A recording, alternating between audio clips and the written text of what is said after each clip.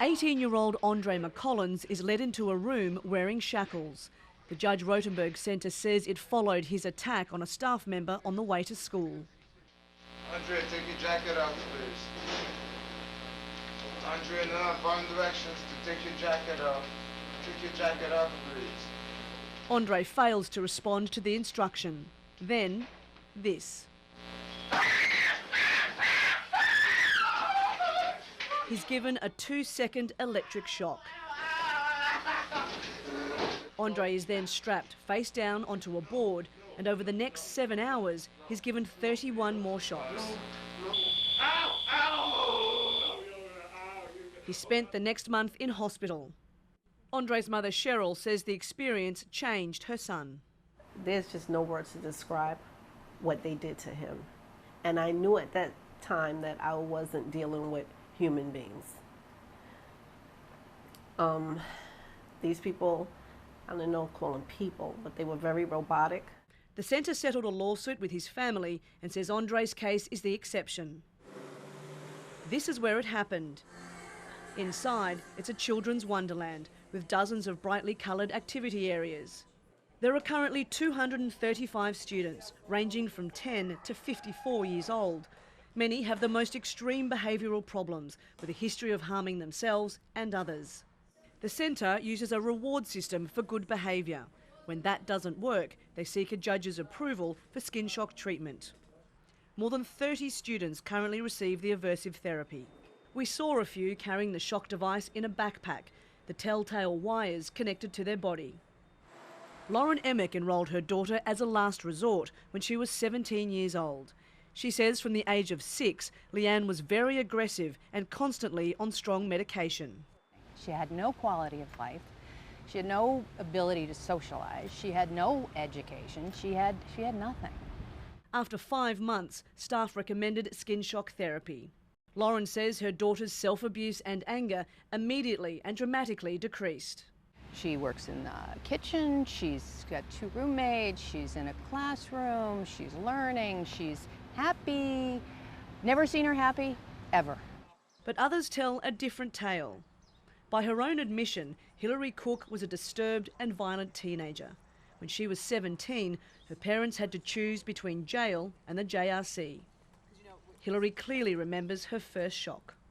I was expecting a bee sting, and what I got was pretty extreme pain that felt like longer than a few seconds, but was only a few seconds. It did cause me to scream, and it was very intense and burned for a while afterwards. Hello. Thanks for coming. The public face of the centre is its lawyer. Michael Flamier dismisses claims aversive therapy is torture. And I know that all those people on your list will sleep better at night knowing that nobody's getting aversives, but those aren't the people that we worry about. We're about the kids that are here, that need the aversives, that nothing else will work. The parents that are doing everything they can to get their children effective treatment. This treatment has saved these kids' lives. That's what we focus on. We don't focus on the people that want to sound politically correct and say, well, there's a better way. Al Jazeera spoke to a number of medical professionals familiar with skin shock therapy. None supported its use. I can tell you that here at Columbia Psychiatry, we would not recommend aversive shock therapy as a strategy to treat maladaptive problem behaviors.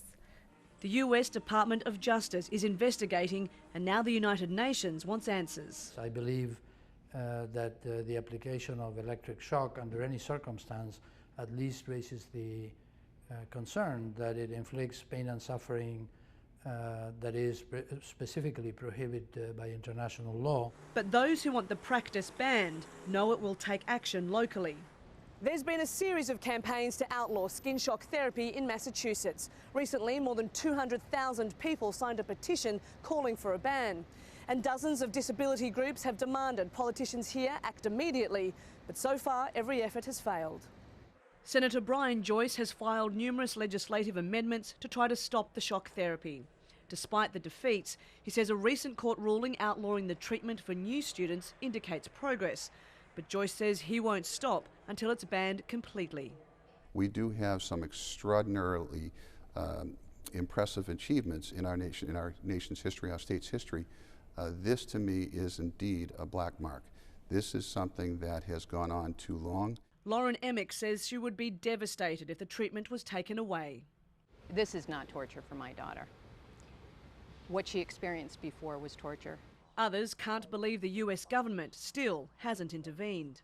What would we start thinking if the police decided to taser people whenever they swore in their cells? What would we say about that? You know? So no, I don't think it's an effective way to treat any human being. The Judge Rotenberg Centre has no plans to stop what it says is a safe and effective treatment, which is why it has now invited the UN to visit to see for themselves. Kath Turner, Al Jazeera, Massachusetts.